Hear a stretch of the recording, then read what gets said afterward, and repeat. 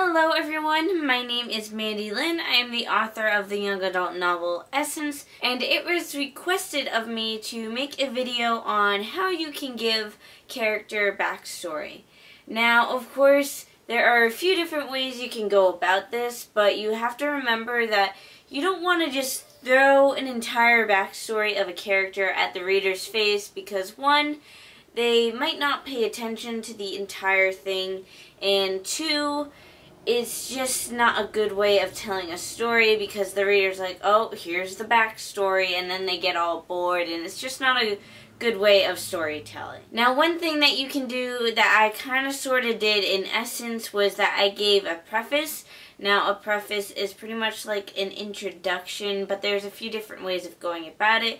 What I did in my book Essence was that I did the scene that Emma was born, and it gave a little bit of backstory, but you didn't really know when that backstory came into hand until about halfway through the book. Then you're like, oh, that's why we need to know that. So you can do that. You can start off the story with a preface or some sort of intro where it's completely isolated from the rest of the book and it's giving you information that you'll use later in the novel. Or what a lot of people do is that you give tidbits of their backstory as you go throughout the novel, and you can do this through dialogue. You have one character pretty much basically interviewing another character, and you use that to give backstory.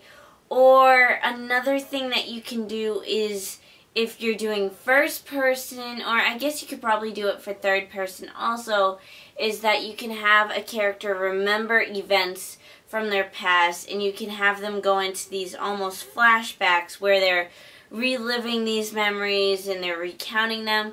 You just want to keep in mind that you should be showing and don't tell, because if you just say the backstory, it's not as interactive for the reader and it's just not as good storytelling, whereas if you pretty much relive the backstory, then the reader really gets to get into the head of the character, they understand the character more, and the motives are there for the rest of the story. But giving backstory is kind of something you have to feel out for yourself. There are a few different ways of doing it. Like I said, there's that you can just throw it out there at the beginning, you can integrate it through dialogue, and then you can also use flashbacks throughout the novel, but you have to remember that you don't want to delve into it so much that you are apart from the rest of the story, but you also don't want to just glaze over it because then the reader might not realize how important the backstory is. So those are just my thoughts on how you can do backstory. Of course, there are probably a whole bunch of different ways, but these are just kind of the main ways that popped into my head when someone asked me the question.